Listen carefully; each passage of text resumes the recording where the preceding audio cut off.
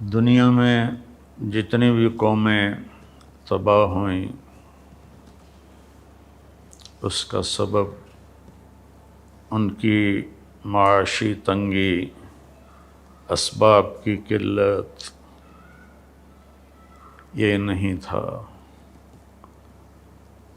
قرآن کہتا ہے ہر قوم اس وقت تباہ ہوئی جب وہ بے عمل ہوئے، بد عمل ہوئے، بد اخلاق ہوئے، تو اللہ تعالیٰ نے ان کو پکڑا، اور وہ قومیں اس وقت اپنے عروج پر تھیں۔ ہمارے بھی زوال کا سبب اسباب کی کمی نہیں ہے، ہم نیوکلیئر پاور ہیں۔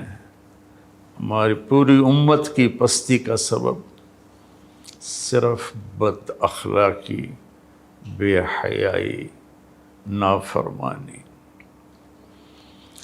تو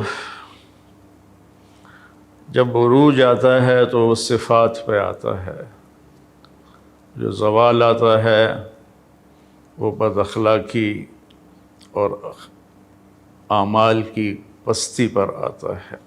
ہمیں اپنے آپ کو بدلنا ہوگا۔ والدین سب سے پہلا اسکول ہوتے ہیں، وہ بچوں کی تربیت سے غافل ہیں، بس اسکول جائیں اور پڑھائی کریں، پھر آپ واپس آئیں، ٹیوشن پڑھیں، اور بس پھر کھانا کھائیں اور سو جائیں۔ آگے ہمارے اسکول صرف کاروباری ادارے ہیں، تربیت ساز نہیں ہیں۔ ہمارے کالجز میں لڑکے لڑکیاں اکٹھے پڑھتے ہیں، جب پیٹرول اور آگ اکٹھا ہوگا تو پھر آگ نہ لگے، یہ کیسے ہوگا؟ کو ایجوکیشن، مخلوط تعلیم، اس نے بے حیائی کو پروموٹ کیا ہے، اس میں کوئی شک نہیں ہے۔ میں خود کالج لائف گزار کے اللہ کے راستے کی طرف آیا، تو اس وقت میں اور آج اس کو 50 سال گزر چکے ہیں، میرا دکھ درد ہے بھائیوں بہنوں۔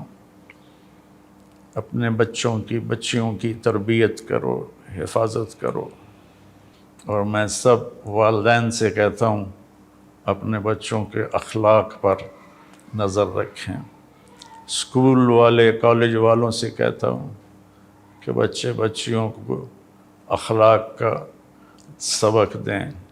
علماء سے کہتا ہوں کہ فرقہ واریت کے بیان اور نفرت انگیز بیان چھوڑ کر ہر مسلک کے علماء وہ اچھے اخلاق، حیا، پاک دامنی کے خطبات اپنے ممبر سے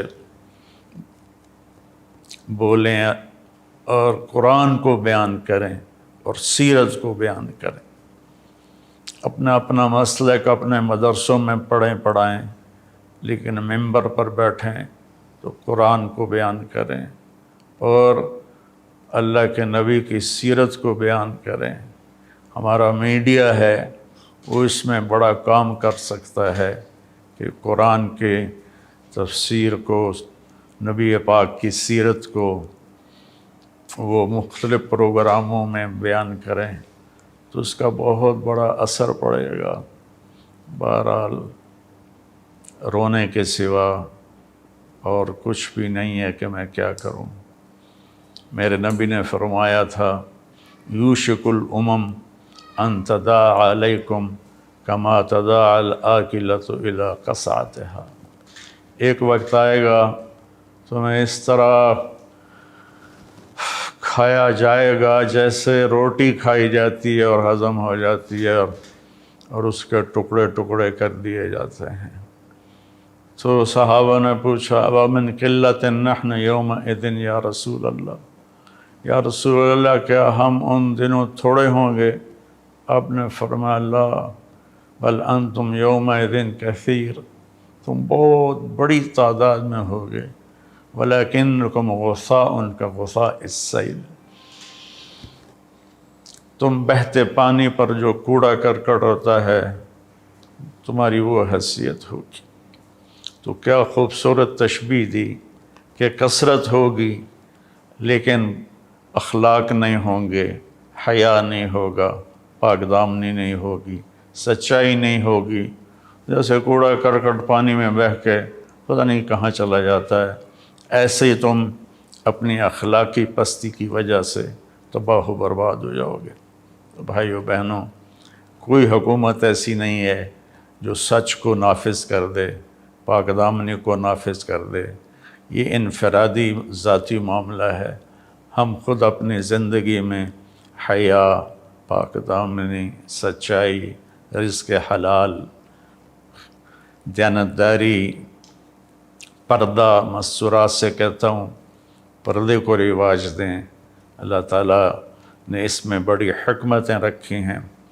اللہ تعالیٰ ہمیں سچائی نصیب فرمائے، اچھے اخلاق نصیب فرمائے، اور اس بے حیا معاشرے کی اللہ اصلاح فرمائے اور اسے خیر کی طرف متوجہ فرمائے۔ السلام علیکم ورحمۃ اللہ۔